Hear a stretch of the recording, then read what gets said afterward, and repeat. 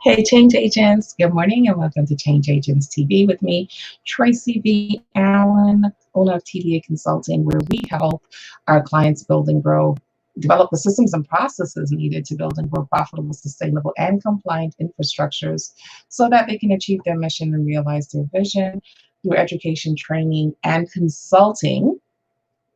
But most of all, we make sure that they create impact in the communities that they serve.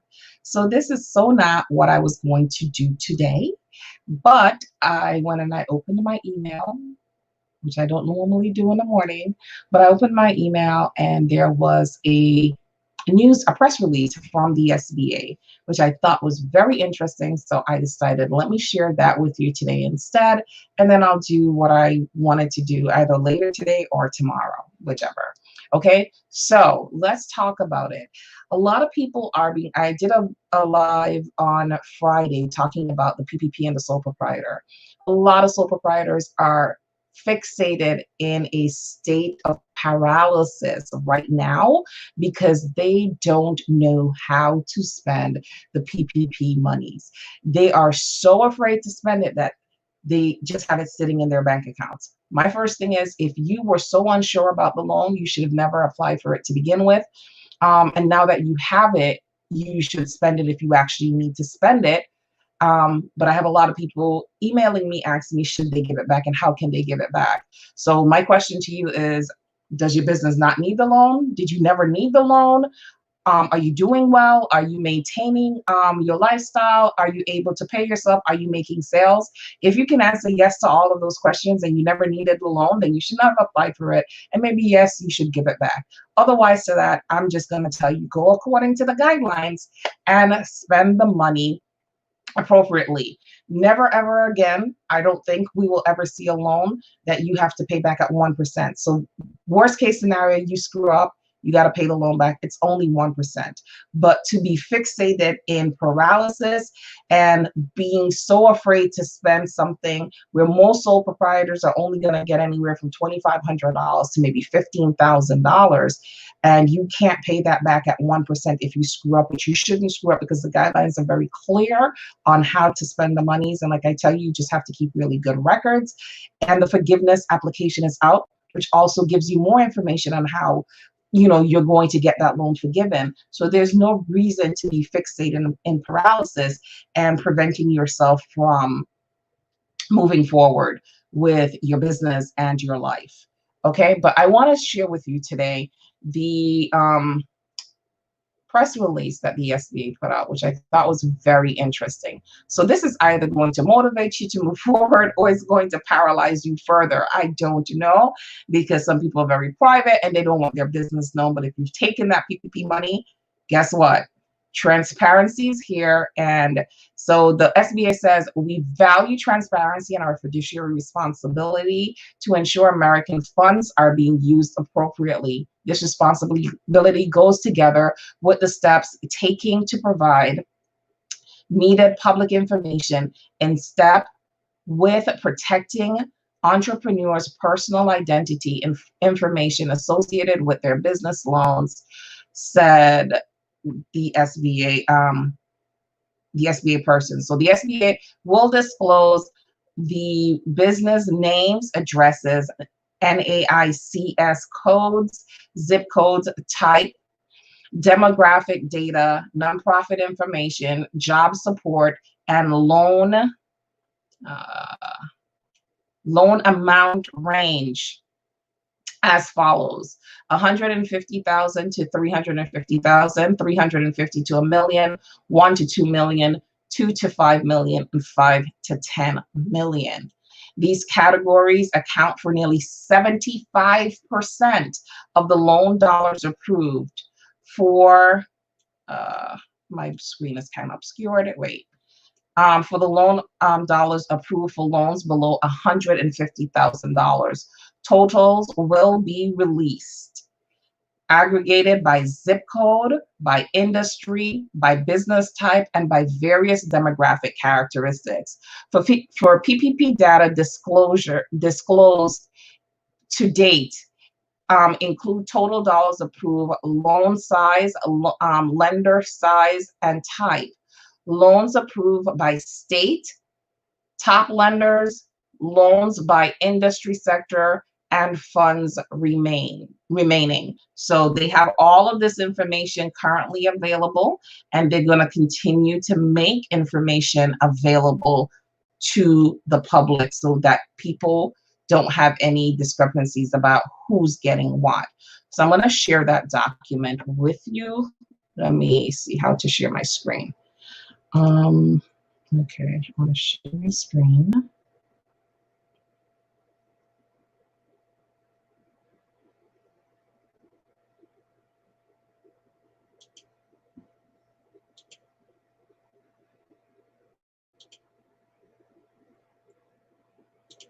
Wait, did it allow me to share my screen? Oh, yeah, it did. Okay, wait. Is this it? Give me a minute, guys. I just had it, and I don't know what happened.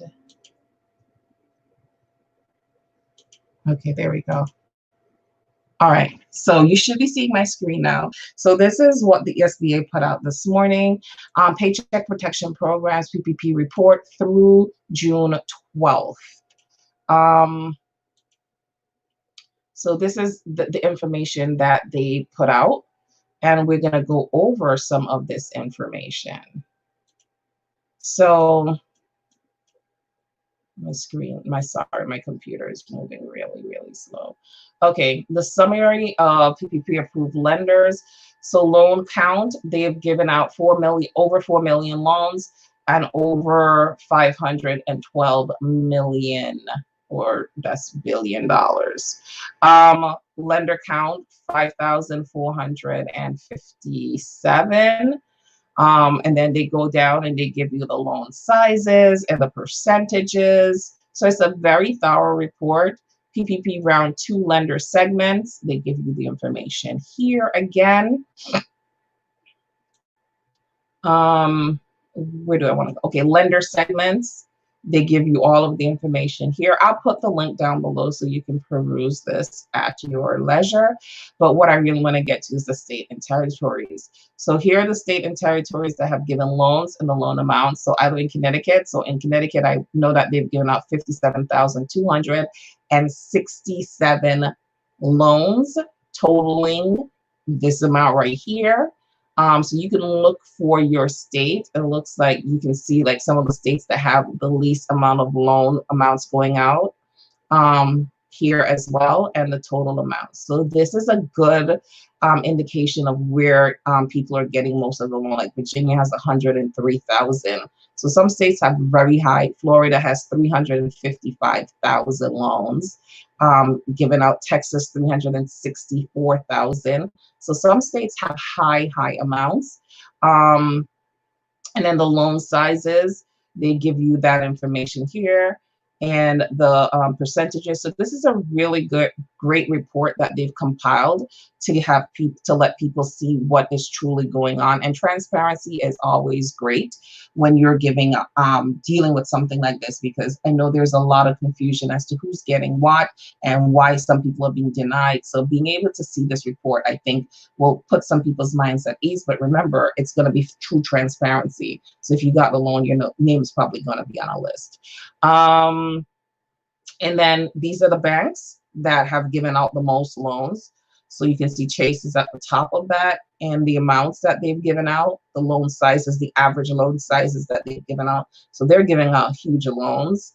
So it goes all the way down. So you can check out and see if your bank is on there, and how many loans have they disseminated through this process. The NAICS code is on here too. What industries got the most loans, and the amount of dollars per that industry is on here as well. And then the total amount of funding remaining. So if you have not applied, this is a lot of money still in the coffers. Lots of money still there to be loaned out. If you have not applied and your business needs it, this just tells me that you should go ahead and apply for it. Now, if you have any questions, I'm willing to answer any questions. Again, I do not work for the SBA. I just happen to get a lot of the information. Let me take this out. Get a lot of the information. I read a lot of information. I know people who work for the SBA and banks that I'm able to ask direct questions to. So that is how I get a lot of my information, along with just reading all of those documents, hundreds of pages, so that I can be informed, because I don't like secondhand information.